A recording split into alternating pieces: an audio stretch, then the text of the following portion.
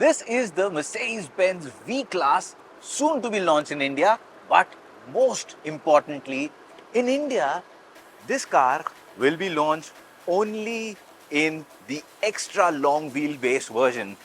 And that's how massive this vehicle is. Now, just to give you an idea of how long the new V-Class is, well, it will go up directly against the likes of the Lexus LM and the Toyota Velfire, which are around 5 meters long.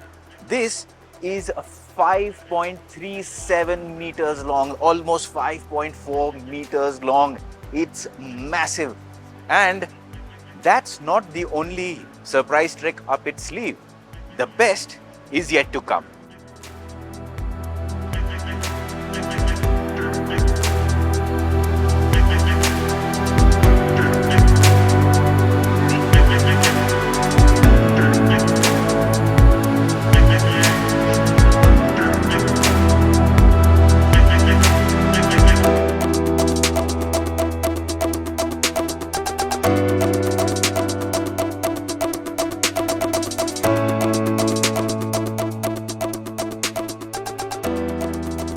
Now let's first of all discuss the design. Now up front you will see it's a very typical Mercedes grille, star-studded. What's new, however, is the backlighting you get here in the grille, which is a new thing. Also you get the AMG trim treatment, and of course then there's the multi-beam LED headlamp.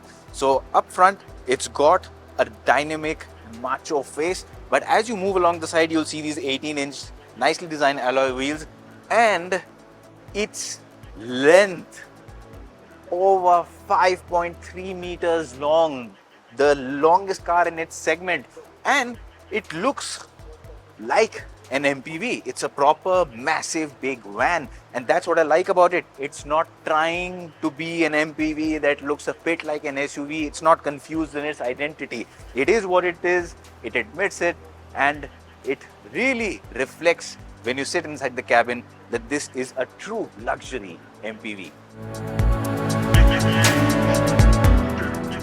And this is what no other MPV in India on sale today has. And this is the USP of the V-Class, something none of its rivals offer: flexible seating. Now in case you're going wow looking at this seat configuration where passengers can sit facing each other, which is great for business meetings, well, this is not the only option you can have. You can have a conventional layout with 6 seats. You can have a layout with one set of seats and lots of room up ahead. And you're not going to be forced to buy any one of these. You buy a V-Class, you can send it to your dealership, because each seat is on these rails. They are flexible. Your dealership will need only about an hour and you can change the seating setup. So you can go from this or this with just 2 seats in the back, or this, a conventional 6-seat layout, all seats facing the driver's side. And now back to my personal favorite layout, this. So this is what I like about it. Now this is not just for business meetings. Even as a family, if you're going out and you have a driver driving, well, it's great, right? 4 people sitting, facing each other, having a great discussion, some good music going on. And these seats especially, well, they are simply amazing. They not only can recline fully, turn into sort of like a bed, which is like a business class seat. They have massaging function, they have ventilation function. Beyond that, they also have a wireless charger, individual wireless charger for both these seats, which again has been designed very neatly. All adjustments are electrical. The cushioning is really great in terms of luxury. And then again, the seats in front. These are the seats which you can either have at the back in case of a 3rd row, or you can have them like this. Even those seats are comfortable because they are not bench seats. Like I said earlier, individual seats. Also talking about the seats here up front, well, these are basically the seats that would be in the 3rd row if you had a normal seating layout. And these are also adjustable. Like I explained earlier, each and every seat is installed on these rails, and that's why it's easy to take them out, change the direction, put them in a new place. And even when you have them like this, I can basically press this lever, push this forward in case this passenger doesn't need that much space, or I can have this much space. So actually a fantastic cabin in terms of flexible seating options. Keep in mind, no sunroof. So for all of you who love sunroofs, well, there is no sunroof in the V-Class, which I think is okay. A buyer of this vehicle is not looking at having a sunroof only, and also having electrical sunroofs or panoramic sunroofs, a lot of you might know, reduces the availability of headroom. So for taller occupants, of course, having this headroom across the vehicle is a great boon in terms of comfort. In terms of features, of course, it's a loaded car. You get electrically sliding doors. Even the tailgate is electrically operated. These seats, like I said earlier, are electrically operated. Even the support here, the ottoman support, the headrest, everything you can adjust at the touch of a button. And beyond that, of course, there's this brilliant sounding Burmester audio system. Also, good amount of space at the back. So even with 3 rows up, you have a good amount of boot space. So I think this is a car which is unmatched by its rivals. You know, it just sets a new benchmark in terms of offering rear seat comfort or flexible seating comfort inside the cabin. But that's about this space. We know it's flexible.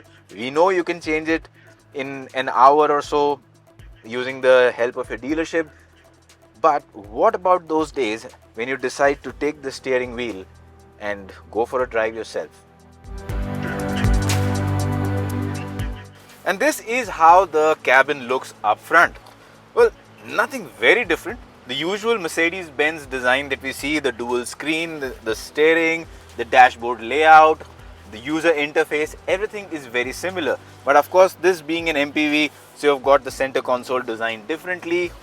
The seats, even for the driver, are very comfortable, ventilated. You get under thigh support, adjustable. They are electrically operated. There's this touch pad, and of course, it's a touch screen. This is the older version. Of course, in the newer cars that we are seeing, they come with the entirely new triple screen layout, which is completely new. This is what used to exist before then, but still a good level of detailing. Even the recirculation button does not feature just any other car. It clearly shows it's an MPV. So that's the level of detail that Mercedes has gone up to.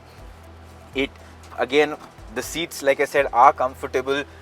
In terms of driving experience, I can't tell you how it is. This is just a static walk around that we're doing with the car. When we drive it, I'll tell you in terms of overall dynamics how it is. But in terms of engine options, you get both petrol and diesel, and a petrol engine being offered with the diesel is a first for India with the V-Class.